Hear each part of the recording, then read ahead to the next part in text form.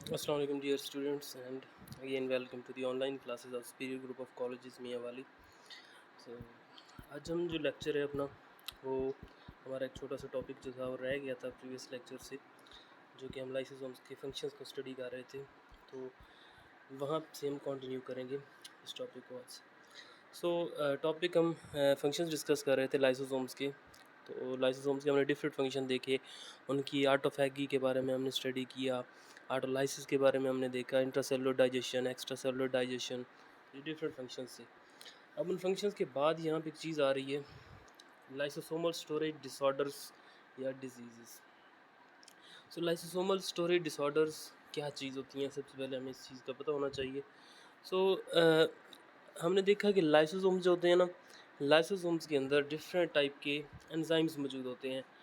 Almost 40 different type के enzymes होते हैं लाइसोसोम्स में, और उनमें से हर एक एंजाइम का काम होता है एक डिफरेंट सब्सटेंस को डाइजेस्ट करना। लाइक एक एंजाइम होगा, उसने अमीनो एसिड को डाइजेस्ट करना है, प्रोटीन को डाइजेस्ट करना है, कोई होगा लिपिड के लिए, कोई कार्बोहाइड्रेट के लिए, और कार्बोहाइड्रेट की भी फिर आगे फर्दर डिफरेंट टाइप्स होती हैं, और हर एक डिफरेंट टाइप के लिए एक डिफरेंट एंजाइम मौजूद होता है। अब अगर खुद आप सोचें कि एक सेल है, एक सेल के पास वो जो 40 एंजाइम्स होते हैं, उनमें से अगर एक एंजाइम मिसिंग है, सपोज कर लेते हैं हम कि लिपिड्स को डाइजेस्ट करने वाला एंजाइम मिसिंग है, तो जब बाहर से लिपिड्स आएंगी सेल के अंदर, तो लिपिड्स को डाइजेस्ट करने वाला एंजाइम तो है ही नहीं सेल के अंदर, तो यहाँ भी क्या होगा, लिपिड्स की डाइजेशन नहीं होगी और लिपिड्स सेल के अंदर अकोमोलेट होते रहेंगे। अब इकट्ठे हो रहे हैं लेकिन उनकी डाइजेशन नहीं हो रही है, तो ये इससे क्या होगा कि वो जो मटेरियल है वो सेल के अंदर स्टोर होने लग जाएगा।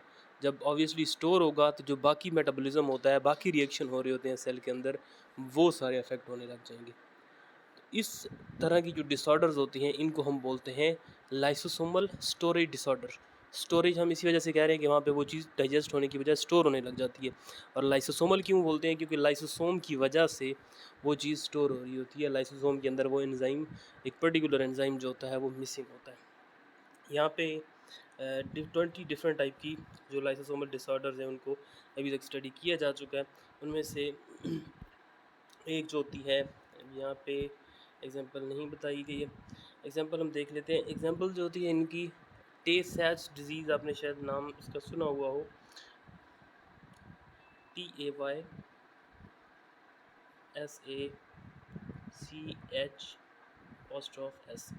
टे सैच डिज़ीज़। ये एक ऐसी डिज़ीज़ है जो उस वक्त होती है जब सेल्स के अंदर मौजूद जो लाइसोसोम्स होते हैं उनके अंदर लिपिड्स को डाइजेस्ट करने वाला एंजाइम नहीं होता। अब लिपिड्स को डाइजेस्ट करने वाला एंजाइम नहीं है, लिपिड सेल के अंदर अकमुलेट होने लग जाएंगे। जब वो अकमुलेट होंगे तो उससे लेट्स सपोज कि अगर ब्रेन सेल्स के अंदर ऐसा हो रहा है, तो ब्रेन सेल जो होंगे वो अपना फंक्शन परफॉर्म नहीं करते हैं, डैमेज होना शुरू हो जाते हैं, और इस तरह की जो डिसऑर्डर होती है उसको हम बोलते हैं लाइसोसोमल स्टोरेज डिसऑर्डर। इसके अलावा इसकी एक और भी एग्जांपल होती है ग्लाइकोजिनोसिस टाइप 2 डिसऑर्डर। वो खैर आपके सिलेबस में नहीं है तो उसको हम स्किप करेंगे। तो ये था प्रीवियस टॉपिक से। नेक्स्ट जो होता है हमारा, दो ऑर्गेनेलीज हैं, ग्लाइकोसिसोम्स और पेरोक्सिसोम्स, उनके बारे में हम देखेंगे। तो नेक्स्ट हमारी जो दो ऑर्गेनेलीज हैं वो है पेरोक्सिसोम्स, ग्लाइकोसिसोम, और एक तीसरी जो है एक छोटा सा टॉपिक होगा वैक्यूल्स वाला। हम सबसे पहले देखते हैं पेरोक्सिसोम्स और ग्लाइकोसिसोम्स को। एक जनरल सी आउटलाइन यहाँ पे दिखाई गई है कि पेरोक्सिसोम्स हैं, उसके बाद ग्लाइकोसिसोम्स हैं। यहाँ पे हम पेरोक्सिसोम्स को देखेंगे, ग्लाइकोसिसोम्स को देखेंगे, ग्लाइकोसिसोम की अक्रेंस, प्रेजेंस, कॉन्टेंट्स और उनके फंक्शंस को देखेंगे। इस तरह पेरोक्सिसोम्स की discovery, size, etymology, occurrence, contents और फंक्शन, इन सारी चीज़ों को हम स्टडी करेंगे one by one. First of all introduction है इन दोनों ऑर्गेनेलीज़ का। दोनों जो ऑर्गेनेलीज़ होती हैं यानी कि पेरोक्सिसोम्स और ग्लाइकोसिसोम्स, इन दोनों को कलेक्टिवली हम बोलते हैं माइक्रो बॉडीज़। और माइक्रो बॉडीज़ की अगर हम बात करें तो वो मिलती जुलती हैं लाइसोसोम से। अब जो पेरोक्सिसोम्स और ग्लाइकोसिसोम्स की फॉर्मेशन होती है ना, वो एग्जैक्टली वैसे ही होती है जिस तरह लाइसोसोम की फॉर्मेशन हो रही होती है। यानी कि आर ई आर के अंदर एंजाइम बनेंगे, फिर एस ई आर में आएंगे, एस ई आर से गोल्जी में आएंगे, गोल्जी में वो वहाँ से मॉडिफाई होकर रिलीज़ होंगे गोल्जी से, तो वो गोल्जी वेसिकल्स की फॉर्म में मौजूद होते हैं। इनके अंदर भी एक्चुअली एंजाइम्स ही होते हैं। जो पेरोक्सिसोम्स होती हैं और ग्लाइकोसिसोम्स होते हैं, दोनों के अंदर एंजाइम्स होते हैं, लेकिन उन एंजाइम्स का काम डिफरेंट होता है, और ये डिफरेंट इनकी अक्रंस जो होती है वहाँ उसके लिहाज से भी वो वेरी कर रहे होते हैं। तो यहाँ पे जो उनकी सिमिलैरिटी है वो बताई जा रही है कि लाइसोसोम्स के साथ क्या सिमिलैरिटी होती है। दोनों सिंगल मेम्ब्रेन्स होती हैं, यानी कि माइक्रोबॉडीज़ भी और लाइसोसोम भी एक ही मेम्ब्रेन के अंदर इनक्लोज्ड होते हैं। इसके अलावा दोनों की नेचर वेसिक्यूलर होती है, यानी कि वेसिकल्स की फॉर्म में होते हैं। दोनों के अंदर डाइजेस्टिव एंजाइम्स होते हैं और दोनों जो होती हैं वो गोल्जी कम्प्लेक्स से राइज हो रही होती हैं। ये हैं उनकी सिमिलैरिटीज़, यानी कि माइक्रोबॉडीज़ की और लाइसोसोम्स की। अब डिफरेंसेस क्या क्या हैं इनके? डिफरेंस ये होता है कि जो माइक्रोबॉडीज़ होती है, यानी ग्लाइकोसिसोम्स और पेरोक्सिसोम्स होते हैं, इनके अंदर कम एंजाइम्स होते हैं, तो ऑब्वियसली उनका साइज़ जो होगा वो कम होता है। लेकिन जो होते हैं लाइसोसोम, उनकी उसके अंदर एंजाइम ज़्यादा होते हैं, तो उनका साइज़ जो होता है वो लार्जर होता है। और इनके अंदर डिफरेंट टाइप के एंजाइम्स होते हैं, और उधर जो होते हैं ना लाइसोसोम में, वो सारे के सारे ही जो होते हैं हाइड्रोलिटिक होते हैं। एंड इनकी अक्रस जो है एज ऑलरेडी हमने डिस्कस कर लिया है कि अक्रस में एक दूसरे से वेरी कर रहे होते हैं। So first of all peroxisomes, हम दोनों को सेपरेटली डिस्कस करेंगे, पेरोक्सिसोम्स और ग्लाइकोसिसोम्स को। पेरोक्सिसोम्स क्या होते हैं? ये स्मॉल वेसिकल्स होती हैं, सिंगल मेम्ब्रेन बाउंडेड स्ट्रक्चर्स होती हैं। इनकी डिस्कवरी भी उसी साइंटिस्ट ने की थी जिसकी लाइसोसोम्स ने की थी, जिनकी लाइसोसोम्स की हुई थी discovery,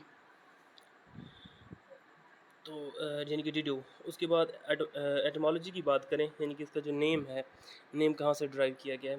it is drive from hydrogen peroxide, H2O2। इसका नाम शायद आपने पहले सुना हुआ हो। इसका जो फंक्शन होता है ना, एक्चुअली वो थोड़ा रिलेटेड होता है इस हाइड्रोजन पेरोक्साइड से, कि हाइड्रोजन पेरोक्साइड जो होती है उसकी ऑक्सीडेशन करते हैं, H2O2 की ऑक्सीडेशन कर रहे होते हैं पेरोक्सिसोम्स, उसी वजह से इनको बोला जाता है पेरोक्सिसोम्स। इनकी नंबर की अगर हम बात करें तो ये एक सेल के अंदर 70 से लेकर 100 तक हो सकते हैं, और साइज़ जो होता है इनका 0.5 से 1 माइक्रोमीटर तक होता है। अगर इसकी बात करें, यानी कि कहाँ कौन कौन से ऑर्गेनिज्म में ये मौजूद होते हैं, तो ये यूकेरियोट्स के अंदर मौजूद होते हैं, प्रोकैरियोट्स में यानी कि बैक्टीरिया के अंदर और आर्किया के अंदर ये नहीं होते, और लिवर सेल के अंदर ये ज़्यादा होते हैं। क्योंकि हमारा जो लिवर होता है ना, लिवर का फंक्शन होता है जो अल्कोहल होता है। अल्कोहल अगर हमारी फूड के अंदर मौजूद है, या कहीं से अल्कोहल प्रोड्यूस होकर हमारे इसमें ब्लड में चला जाता है, तो वो उसको सबसे पहले लिवर में भेजा जाता है। लिवर क्या करता है? उस अल्कोहल को करता है ऑक्सीडाइज, अल्कोहल को कन्वर्ट करेगा first of all hydrogen peroxide के अंदर, एंड देन हाइड्रोजन पेरोक्साइड को कन्वर्ट कर दिया जाता है वाटर के अंदर और अदर कंपाउंड के अंदर। तो ये जो कन्वर्जन होती है, यानी कि हाइड्रोजन पेरोक्साइड का बनाना, फिर हाइड्रोजन पेरोक्साइड को वाटर में कन्वर्ट करना और ऑक्सीजन में कन्वर्ट करना, तो ये जो काम होता है ये पेरोक्सिसोम्स ही कर रहे होते हैं। तो ऑब्वियसली पेरोक्सिसोम्स अगर ये काम कर रहे हैं, और ये काम कहाँ पे हो रहा है? लिवर में हो रहा है, तो जाहिर सी बात है कि लिवर के अंदर इनका जो नंबर होगा वो ज़्यादा होगा। एंड इनके अंदर ऑक्सीडेटिव एंजाइम्स होते हैं, यानी कि ऑक्सीडेशन करने वाले एंजाइम, जैसे कि पेरोक्सीडेज है, कैटालेज है, ग्लाइकोलिक एसिड ऑक्सीडेज है। ये 3 डिफरेंट टाइप के एंजाइम्स होते हैं। जैसे हमने पहले भी कहा है कि इनके अंदर डिफरेंट एंजाइम्स होते हैं, तो ये तीनों डिफरेंट टाइप के एंजाइम्स हैं। अब यहाँ पे प्रॉपर वो फंक्शन आ गया जो मैंने वर्ड्स के अंदर बताया था। अब यहाँ पे रिएक्शंस की फॉर्म में लिखा हुआ है कि सबसे पहले ये क्या करते हैं? अल्कोहल को कन्वर्ट करता है हाइड्रोजन पेरोक्साइड के अंदर। अब हमने आप देखें ना, यहाँ पे उनकी एंजाइम्स को देखिए, 3 तरह के एंजाइम पढ़े हमने, पेरोक्सीडेज, कैटालेज और ग्लाइकोलिक एसिड ऑक्सीडेज। इन तीनों का डिफरेंट काम है। सबसे पहले अल्कोहल को कन्वर्ट करते हैं ये हाइड्रोजन पेरोक्साइड के अंदर, यानी कि H2O2 के अंदर पेरोक्सीडेज का काम होता है। अब हाइड्रोजन पेरोक्साइड बन चुका है। एक्चुअली ये सारा काम क्यों हो रहा होता है? इस वजह से हो रहा होता है कि जो अल्कोहल है ना, ये हमारी बॉडी के लिए हार्मफुल होता है, टॉक्सिक होता है, तो इसको डिटॉक्सिफाई करना ज़रूरी होता है।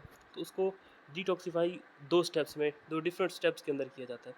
सबसे पहले अल्कोहल को कन्वर्ट किया जाता है हाइड्रोजन पेरोक्साइड में, और हाइड्रोजन पेरोक्साइड जो बनता है ना, वो भी हमारे लिए टॉक्सिक है। तो उस हाइड्रोजन पेरोक्साइड को फिर आगे फर्दर डिटॉक्सिफाई किया जाता है इनटू वाटर एंड ऑक्सीजन, और वो काम कर रहा होता है catalase. Catalase means break down करने वाला जो एंजाइम होता है हाइड्रोजन पेरोक्साइड की, क्योंकि ये H2O2 है, तो इसमें से H2O अलहदा किया जाएगा, और एक ऑक्सीजन जो होती है एटॉमिक फॉर्म में वो रिलीज़ होती है, फिर वो एक और ऑक्सीजन के साथ फ्यूज़ होकर जुड़कर ऑक्सीजन मालिक्यूल बना देती है, क्योंकि ऑक्सीजन आपने पढ़ा हुआ है कि एटॉमिक फॉर्म में एग्जिस्ट नहीं करता। सो प्लांट्स के अंदर भी जो पेरोक्सिसोम्स होते हैं वो मौजूद होते हैं, और वो क्या करते हैं वहाँ पे? फ़ोटो रेस्पिरेशन कर रहे होते हैं। फ़ोटो रेस्पिरेशन के बारे में आपने आगे जाके पढ़ना है, प्लांट्स वाले चैप्टर जो हैं, चैप्टर 10 होगा वहाँ पे इसके बारे में हम स्टडी करेंगे। तो फोटो रेस्पिरेशन एक ऐसा प्रोसेस होता है, आपने ये थोड़ा ऑकवर्ड सा आपको वर्ड स्टार्ट में लग रहा होगा कि फोटोसिंथेसिस होता है और सेलुलर रेस्पिरेशन होता है, लेकिन यहाँ पर फोटो रेस्पिरेशन जो है वो फोटोसिंथेसिस वाला फ़ोटो उठाकर और रेस्पिरेशन वाला रेस्पिरेशन, तो इन दोनों को मिलाया गया है। तो एक्चुअली जो रेस्पिरेशन डे टाइम पे हो रही होती है in the presence of light, उसको हम फोटो रेस्पिरेशन बोलते हैं। अब उसका मैकेनिज्म थोड़ा डिफरेंट होता है, वो जब हम डिटेल में पढ़ेंगे तो वहाँ पे ही कम्प्लीटली आपको फुल कॉन्सेप्ट जो है वो दिया जाएगा।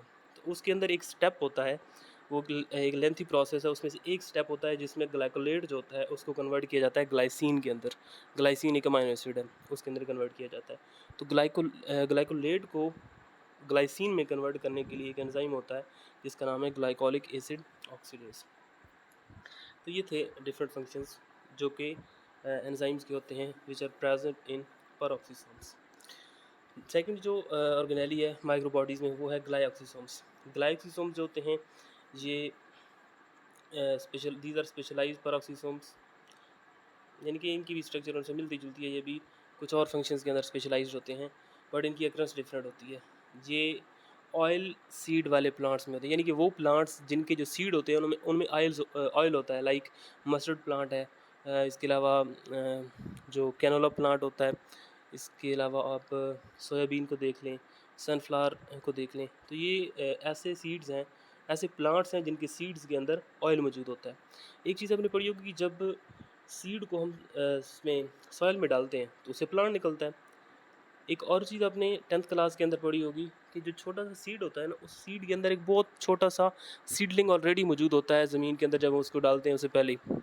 तो उस सीडलिंग से बड़ा प्लांट बनने के लिए उसको एनर्जी चाहिए होती है, क्योंकि ग्रो करना है ना छोटे से सीडलिंग ने, तो उसको एनर्जी चाहिए।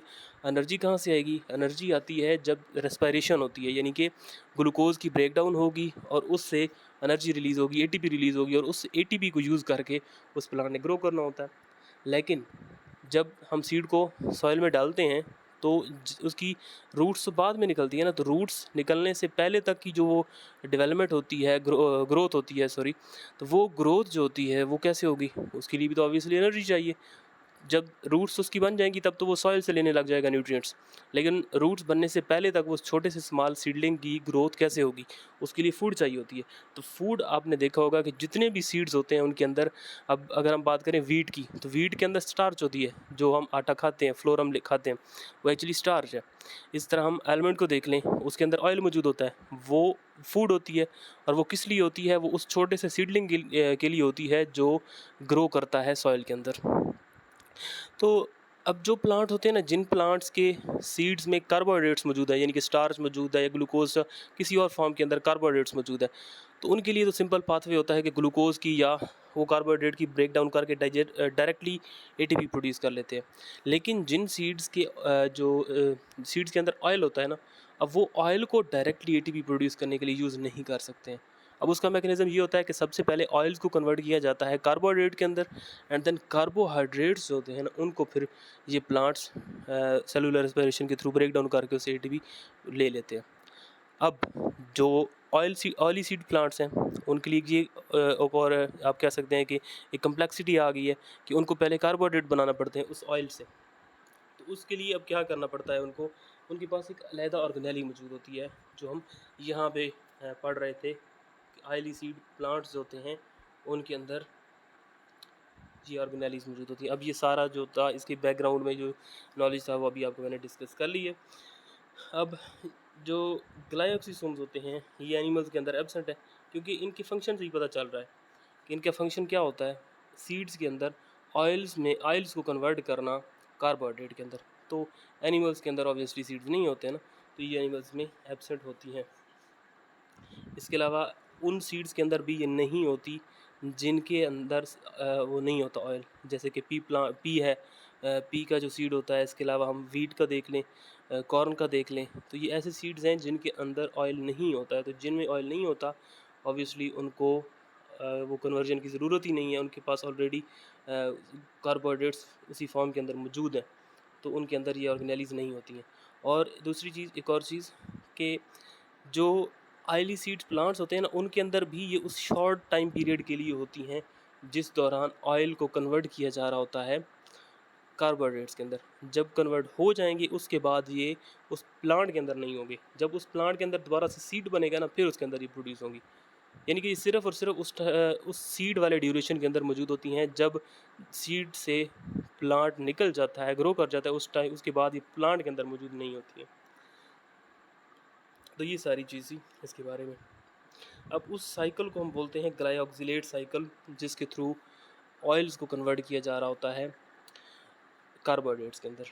और इसी वजह से उस ग्लाइऑक्सिलेट साइकिल के नाम की वजह से ही ग्लाइऑक्सिसोम्स बोलते हैं इसको। यानी कि ये ग्लाइऑक्सिलेट साइकिल जो होता है उस साइकिल को परफॉर्म करवाती हैं, और इसलिए इनको ग्लाइऑक्सिसोम बोलते हैं। इनकी एटिमोलॉजी यही है। फिर उनकी प्रेजेंस के बारे में बात की है, हम ऑलरेडी देख चुके हैं। कंटेंट्स की बात करें, मीन्स इसमें क्या क्या चीज़ होती है, तो इसमें glycolic acid oxidase, catalase enzymes मौजूद होते हैं। और इनका काम क्या होता है, लिपिड मेटाबॉलिज्म, यानी कि लिपिड्स की ब्रेक डाउन करके दूसरे कार्बोहाइड्रेट्स प्रोड्यूस करवाते हैं। इसका फंक्शन की हम यहाँ पे ऑलरेडी देख चुके हैं, यानी कि स्टोर्ड फैटी एसिड्स को कन्वर्ट करते हैं कार्बोहाइड्रेट्स के अंदर, और इस प्रोसेस को हम बोलते हैं ग्लाइकोलिक साइकिल। और ये सारा काम यहाँ पे हो रहा होता है। देन वैक्यूल है एक और ऑर्गेनेली। वैक्यूल क्या चीज़ होता है, it is a large vesicle that originates from endoplasmic reticulum. अब इन चारों को, यानी कि पेरोक्सिसोम्स, ग्लाइऑक्सिसोम्स, वैक्यूल और लाइसोसोम को हम इकट्ठा इसलिए स्टडी कर रहे हैं क्योंकि इनका जो फॉर्मेशन होती है वो एक ही मैकेनिज्म के थ्रू, एक ही प्लेस से हो रही होती है। और वैक्यूल जो होते हैं ये एक्चुअली, इनको हम अभी अब आगे देखेंगे भी, इनको सेल का स्टोर हाउस कहा जाता है। इनकी साइज़ की बात करें तो इनका साइज़ लार्ज होता है। लार्ज प्लांट्स के अंदर इसका एक्चुअली साइज़ होता है। आपने पढ़ा भी होगा पिछली क्लासेस में, मैट्रिक में, कि वैक्यूल प्लांट्स के अंदर जो होता है ना, सेंट्रल के अंदर मौजूद होता है सेल के, और it is large in size. लेकिन एनिमल सेल्स के अंदर ये छोटे छोटे होते हैं, लार्ज साइज़ के नहीं होते हैं। अगर इसकी बात करें तो ये यूकैरियोट्स के अंदर मौजूद होते हैं, लेकिन प्रोकैरियोट्स के अंदर ये मौजूद नहीं होते, यानी कि बैक्टीरिया के अंदर ये एब्सेंट होते हैं। सो फर्स्ट यहाँ पे हम देखेंगे वैक्यूल्स के बारे में। Vacuoles in animal and animal like cells. Animal cells means कि एनिमल सेल्स के अंदर डिफरेंट टाइप के वैक्यूल्स होते हैं। जैसे यहाँ पहले बताया जा रहा है कि यूजुअली हैव फूड वैक्यूल्स, कि एनिमल सेल जो होते हैं उनमें फूड वैक्यूल्स होते हैं। अब फूड वैक्यूल का ये नाम पहले आपने सुना हुआ है लाइसोसोम के अंदर। जब वो बाहर से फूड आती थी सेल के अंदर, तो उसको एक छोटे सी वेजिकल के अंदर पैक कर देते थे, और उस वेजिकल को हम बोलते हैं, जिसके अंदर फूड होती है, उसको हम बोलते हैं फूड वैक्यूल। तो फूड वैक्यूल भी वैक्यूल की ही एक टाइप है। They are formed by invagination of plasma membrane around food, कि जैसे फूड वो सेल की मेम्ब्रेन से एंटर हो रही होती है, तो उसके आसपास, यानी कि उस जगह से सेल मेम्ब्रेन पहले अंदर इन्वेजिनेट होगी, और फिर उसको फूड को सराउंड करके उससे वो फूड वैक्यूल बनाया जा रहा होता है। एंड देन वो बाद में फिर लाइसोसोम के साथ फ्यूज़ करेगा और सेकेंडरी लाइसोसोम बनेगी, उसकी डाइजेशन हो जाएगी। एनिमल लाइक सेल्स की अगर हम बात करें तो उनके अंदर भी वैक्यूल होते हैं, लेकिन वो डिफरेंट टाइप के होते हैं। उनको हम कंट्रैक्टाइल वैक्यूल्स बोलते हैं।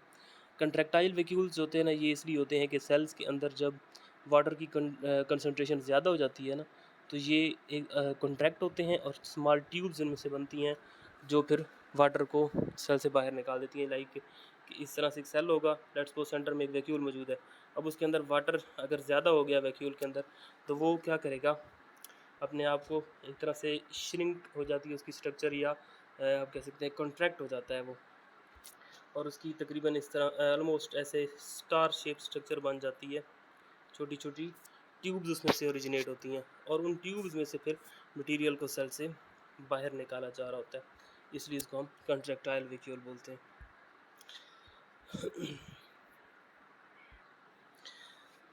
उसके बाद इनका काम क्या होता है, concentration of ions and molecule inside, यानी कि वाटर और आइंस का, यानी कि साल्ट्स का बैलेंस जो होता है वो ये कर रहे होते हैं।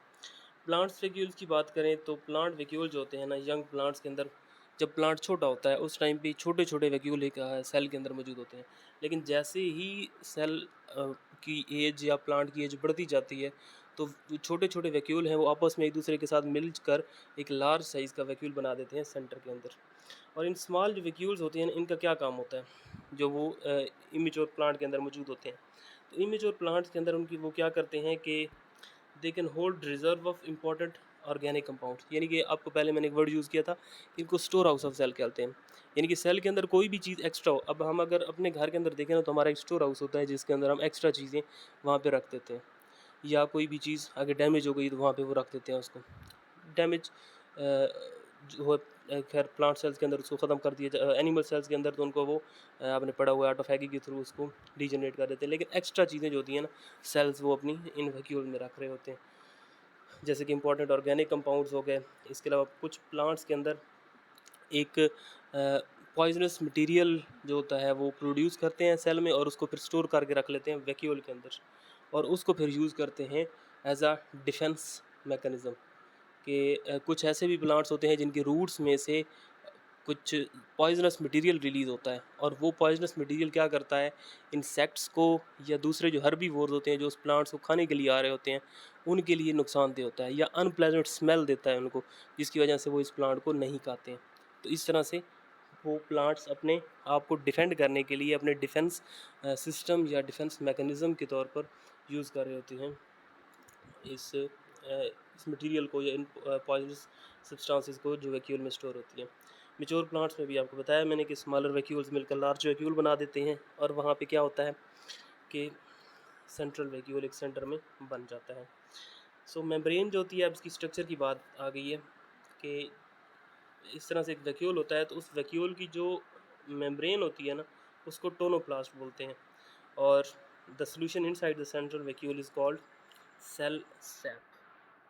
सैप वाली जो टर्म होती है ना सोल्यूशन के लिए यूज़ करते हैं हम, तो सेल सैप यानी कि सेल का जो सोल्यूशन होता है ना वही ऑब्वियसली कि वैक्यूल के अंदर मटेरियल कहाँ से आ रहा होता है, सेल के साइटोप्लाज्म से ही आ रहा होता है, तो इसी वजह से इसको हम सेल सैप बोलते हैं जो वैक्यूल के अंदर मटेरियल होता है।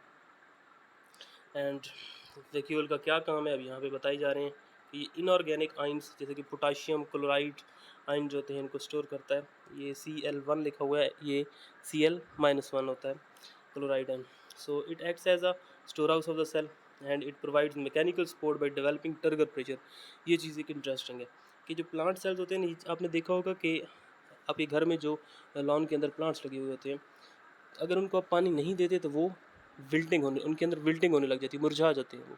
उसकी रीज़न ये होती है कि प्लांट्स की जो सेल्स होती हैं उनमें वैक्यूल होता है, वैक्यूल के अंदर जब वाटर फिल रहता है ना तो वो टर्जिड रहता है। It's like a balloon. अगर बैलून लें उसको आप एयर से फिल करें तो वो क्या हो जाता है, टर्जिड हो जाता है, हार्ड हो जाता है। या आप कह सकते हैं प्लांट्स के लिए अगर हम वो टर्म यूज़ करें तो उसको आप बोल सकते हैं एक्टिव हो जाना। तो प्लांट्स की सेल्स के अंदर जब पानी नहीं जाता तो उनका वैक्यूल जो होता है ना फ्लैश ढीला सा हो जाता है। इट्स लाइक कि जब हम बैलून से एयर को रिमूव कर देते हैं तो it becomes flaccid. Same is case for the vacuoles in plant cells कि अगर उनमें वाटर नहीं जाएगा तो फ्लैसिड हो जाएंगे। जब वो फ्लैसिड होंगे तो जो सेल होगा उसको ओवरऑल जो प्रेशर मिल रहा होता है अंदर से वो भी नहीं मिलेगा, और सेल जो होगा वो भी फ्लैसिड हो जाएगा। अब जब सेल फ्लैसिड होगा तो प्लांट्स की वो जो स्ट्रक्चर्स होती हैं जैसे कि लीव्स हो गए या ब्रांचेस होती हैं वो वैसे विल्डिंग तो लीव्स में ही होती है, तो जो लीव्स होते हैं वो विल्ड कर जाते हैं। तो ये बिल्डिंग के अंदर भी वैक्यूल्स इन्वॉल्व होते हैं। यहाँ पे स्ट्रक्चर दिखाई जा रही है, डायग्राम है। ये चीज़ अगर आप देखें तो ये वाली जो डायग्राम है ये प्लांट के सेल की है। तो सेल के अंदर ये साइटोसोल है यानी कि साइटोप्लाज्म है। ये क्या चीज़ है, ये सेल सैप है जो भी हमने देखा है। और ये चीज़ जो मेम्ब्रेन है ये एक्चुअली वैक्यूल है, ये वाला जो वाइट कलर का आपको नज़र आ रहा है। तो वैक्यूल की मेम्ब्रेन को हम टोनोप्लास्ट बोलते हैं। And that was all about today's lecture. आप लेक्चर को अच्छी तरह से देखेंगे। अगर आपको कोई क्वेश्चन होता है तो आप मैसेज करके पूछ सकते हैं।